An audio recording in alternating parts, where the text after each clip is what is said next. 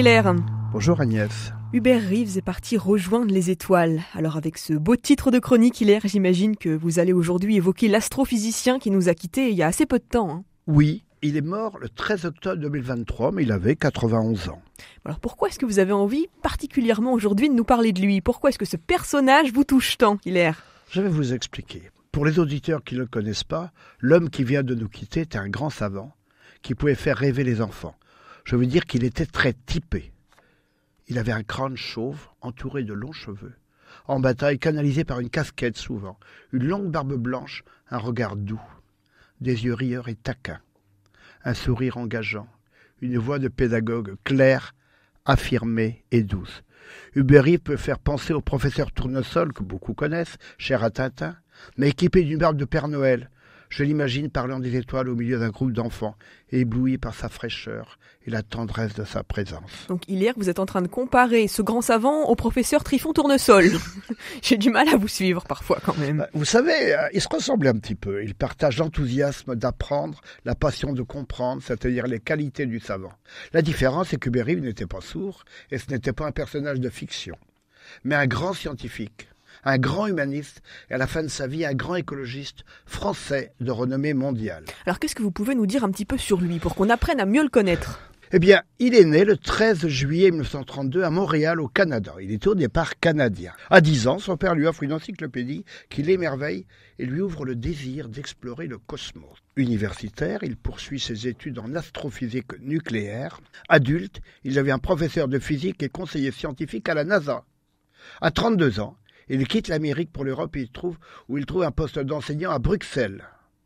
En 1965, le CNRS français lui offre un poste de directeur de recherche et il devient français, c'est génial.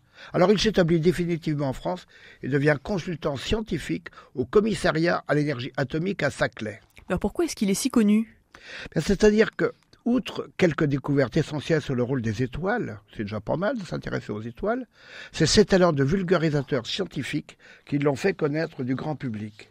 Il publie son premier livre qu'il appelle « Patience dans l'azur ».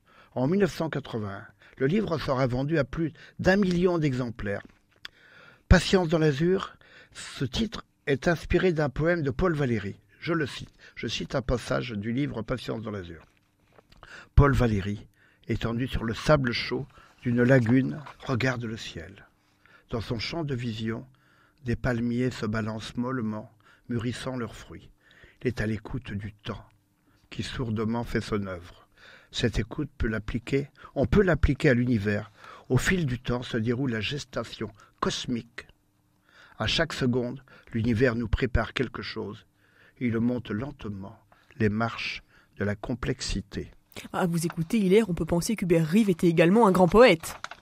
Vous savez, Agnès, pour intéresser le lecteur moyen aux lois de l'univers, il faut des talents de conteur.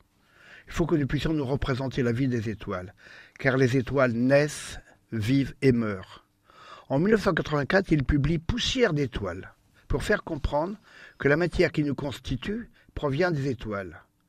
Lorsqu'on nous dit « demain, tu ne seras plus que cendre et poussière », nous pourrions répondre « Oui, mais poussière d'étoiles !» Devenir poussière d'étoiles, c'est beaucoup plus classe quand même. Qu'en pensez-vous? Oui, de toute façon, moi ça me fait penser à l'évangile. Souviens-toi que tu es poussière et que tu retourneras à la poussière. Mais qu'on soit simple petite poussière ou poussière d'étoiles, ça veut quand même dire qu'on n'est plus là, qu'on est mort, quoi. Le constat est le même, prosaïquement. Oui, c'est bien vrai. Mais ça me plaît à moi de devenir poussière d'étoiles. Ça rappelle que nous sommes partie prenante de l'univers.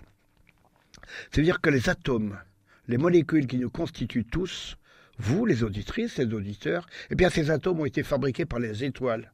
Ce soir, quand vous allez regarder le ciel étoilé, vous allez avoir un sentiment de lien fraternel avec ce ciel, puisque vous en faites partie. En début de chronique, vous avez cité Hubert Reeves comme un grand humaniste, mais aussi un grand écologiste, Hilaire. Oui, en 86, dans L'heure de s'enivrer, il dresse un portrait du danger des arsenaux nucléaires des puissances américaines et soviétiques. Conscient de ces dangers, il milite pour la paix et la non-violence. De 2000 à 2015, il préside l'association Humanité et Biodiversité afin d'alerter sur le danger du réchauffement climatique et la pollution.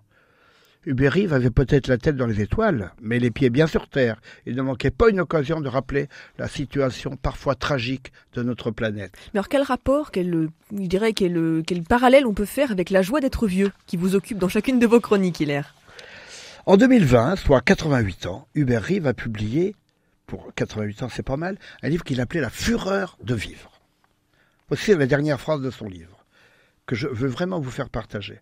En vivant ma vie, j'ai l'impression de participer à quelque chose de grandiose qui me dépasse, dont le sens m'échappe. Je ne perds pas l'espoir d'en apprendre plus un jour, posthume ou non, qui sait. Vous voyez, le sentiment de participer à quelque chose de grandiose n'est pas la source de joie à tous les âges de la vie. On laisse nos auditeurs réfléchir, je dirais même méditer à cette question. Merci beaucoup Hilaire, à la semaine prochaine. À la semaine prochaine Agnès.